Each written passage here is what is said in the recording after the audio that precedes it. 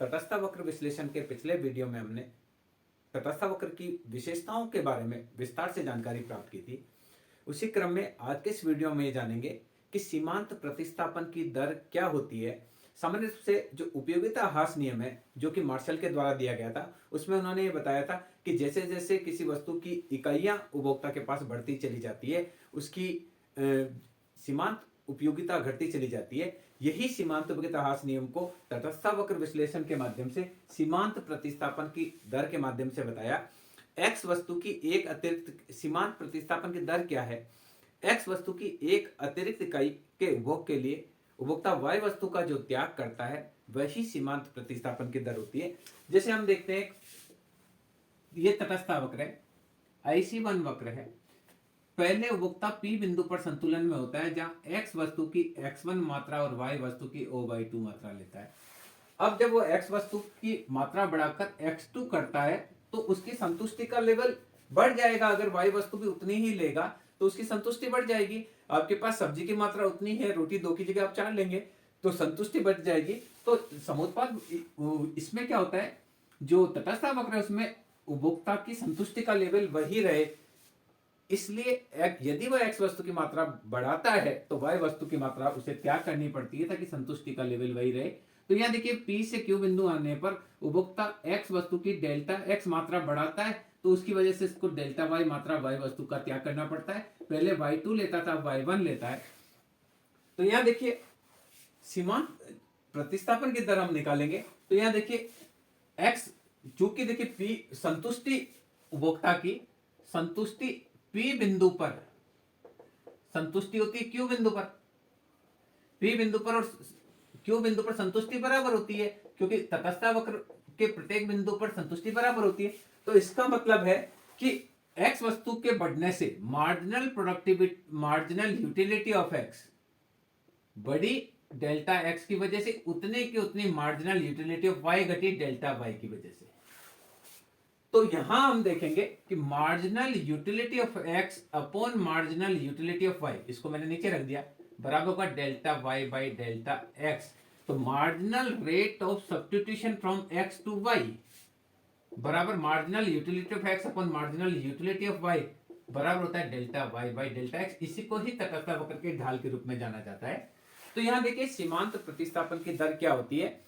सीमांत प्रतिस्थापन की दर को अलग अलग जो अर्थशास्त्री उन्होंने परिभाषित करने का प्रयास किया। प्रोफेसर हिक्स कहते हैं एक्स वस्तु की वाई वस्तु के लिए सीमांत प्रतिस्थापन की दर वाई वस्तु की वह मात्रा है जो एक्स वस्तु की एक अतिरिक्त इकाई को प्राप्त करने के लिए उपभोक्ता त्यागने के लिए तैयार होता है। यानी एक्स वस्तु की एक अतिरिक्त इकाई के उपभोग के लिए उपभोक्ता जो वाई वस्तु त्यागने के लिए तैयार होता है उससे ही सीमांत प्रतिस्थापन की दर की संज्ञा दी जाती है। अब आप इसको कहें कि अगर हम देखें कि तटस्थ वक्र का ढाल अगर आपको ज्ञात करना हो तो जब ढाल की बात हम करते हैं तो ढाल बराबर होता है लंब बटे हुए आधार। तो यहां देखिए, लंब बटे हुए डेल्टा वाई, आधार है डेल्टा एक्स, क्योंकि देखिए ये परपेंडिकुलर, ये बेस। तो ये मार्जिनल यूटिलिटी ऑफ एक्स अपन मार्जिनल यूटिलिटी ऑफ वाई, या इसको हम देते हैं marginal rate of substitution from X to Y. X की एक अतिरिक्त इकाई के लिए उपभोक्ता वाई वस्तु की जो त्याग कर रहा है। तो यहां सीमांत प्रतिस्थापन की दर इस प्रकार से, अगर तटस्थ वक्र पर आपको तटस्थ वक्र का ढाल निकालना हो तो भी ये ढाल निकलेगा, वो का वही चीज होती है सीमांत प्रतिस्थापन की दर। दूसरी चीज आती है कि ह्रासमान होता है। जैसे उपयोगिता ह्रास नियम हमने देखा था, तो उपयोगिता ह्रास नियम क्या कहता था कि उपभोक्ता के पास जैसे जैसे किसी वस्तु की मात्रा बढ़ती चली जाती है उसको जो अतिरिक्त इकाई से प्राप्त सीमांत उपयोगिता वो गिरती चली जाती है। तो यहां तटस्थ वक्र में भी ये ह्रासमान होती है। इसको भी हम देखते हैं, ह्रासमान सीमांत प्रतिस्थापन की दर, यानी जो एक्स वस्तु की एक अतिरिक्त इकाई के लिए उपभोक्ता वाई वस्तु का जो त्याग करता है वो गिरता हुआ होता है। पहले भी हमने एक एग्जांपल दिया था कि मान लीजिए एक्स वस्तु, ये वाई वस्तु, ये संयोग, ए संयोग में ये 20 वस्तु है, ये एक वस्तु है।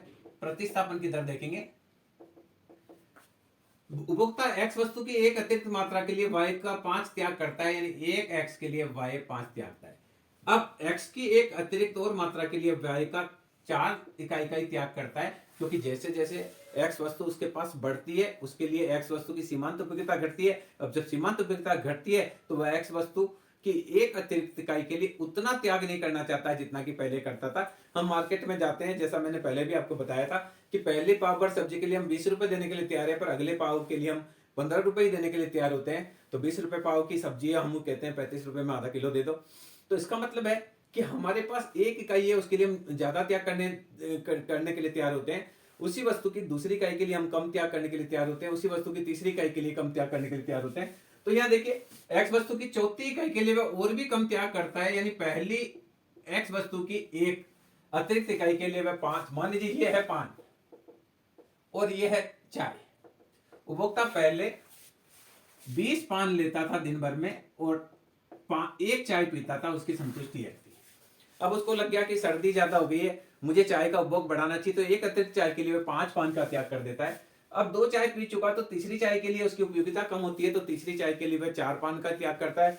चौथी चाय के लिए वह 3 पान का ही त्याग करने के लिए तैयार होता है। पांचवी चाय के लिए वह 2 पान का ही त्याग करने के लिए तैयार होता है और छठी चाय के लिए वह 1 पान का ही त्याग करने के लिए तैयार होता है। तो ये प्रतिस्थापन की दर गिरती हुई होती है, प्रत्येक बिंदु पर संतुष्टि बराबर होती है। तो ये पहली वाली जो चीज थी हमने उसमें ये समझा कि प्रतिस्थापन की दर क्या होती है। प्रतिस्थापन की दर उपभोक्ता की एक्स वस्तु की एक अतिरिक्त इकाई के उपभोग के लिए उपभोक्ता जो वाई वस्तु त्यागने के लिए तैयार होता है उसके अनुपात को ही प्रतिस्थापन की दर कहते हैं। यहां हम ये देख रहे हैं कि ये जो प्रतिस्थापन की दर होती है ये इस प्रकार से गिरती हुई होती है।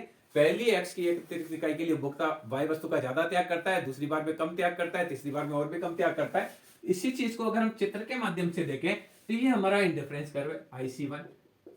एक्स वस्तु की मैं बराबर इकाइयां लेता हूं, एक्स वस्तु की एक्स पहली इकाई, दूसरी इकाई, तीसरी इकाई, चौथी इकाई, पांचवी इकाई और छठी इकाई। और वाई वस्तु जो है ये 4, 8, 4, 8, 20। मान लीजिए पहले एक्स वस्तु की एक इकाई और ये 20 इकाई लेता है, एक्स वस्तु की एक इकाई लेता है और उपभोक्ता संतुलन में है। अब देखिए एक्स वस्तु की एक अतिरिक्त इकाई के लिए उपभोक्ता जो त्याग करता है वो त्याग पहले ये 15 पर है। तो देखिए फर्स्ट में उपभोक्ता के द्वारा जो त्याग किया जाता है ये आपका कर्व जो है ये फर्स्ट कर्व। देखिए पहले उपभोक्ता ए बिंदु पर संतुलन में था, अब बी बिंदु पर संतुलन में है, तो ए डैश का वो त्याग करता है। फिर एक्स की एक अतिरिक्त इकाई के लिए वो बी डैश का त्याग करता है। फिर एक्स की एक अतिरिक्त इकाई के लिए वह सी डैश का त्याग करता है। एक्स की एक अतिरिक्त इकाई के लिए डी डैश का त्याग करता है और फिर एक्स की एक अतिरिक्त इकाई के लिए और त्याग कम हो जाता है ई डैश का। तो ये देखिए प्रतिस्थापन की दर गिर रही है। पहले में 5 का त्याग किया, फिर 4 का ही त्याग किया, फिर 3 का ही त्याग किया, फिर 2 का ही त्याग किया, वो एक ही वस्तु का त्याग करता है। कहने का तात्पर्य है कि तटस्थ वक्र पर उपभोक्ता की सीमांत प्रतिस्थापन की दर गिरती हुई होती है, यानी प्रत्येक एक्स वस्तु की एक अतिरिक्त इकाई के लिए उपभोक्ता जो वाई वस्तु का त्याग करता है वो गिरता हुआ होता है। और इसको उल्टा करेंगे तो भी वही होगा कि अगर वाई वस्तु की एक अतिरिक्त इकाई के लिए उपभोक्ता एक्स वस्तु का जो त्याग करता है वो भी गिरता हुआ होता है। इसे ही सीमांत ह्रासमान सीमांत प्रतिस्थापन की दर कहा जाता है। तो मैं समझता हूं इस वीडियो के माध्यम से आप समझ पाए होंगे कि प्रतिस्थापन की दर क्या होती है, किस प्रकार से तटस्थ वक्र का ढाल निकाला जाता है और प्रतिस्थापन की दर जो होती है वो ह्रासमान कैसे होती है, कैसे एक उपभोक्ता एक्स वस्तु की एक अतिरिक्त इकाई का जब उपभोग करता है तो जो वाई वस्तु का त्याग करता है वो गिरता हुआ होता है। धन्यवाद।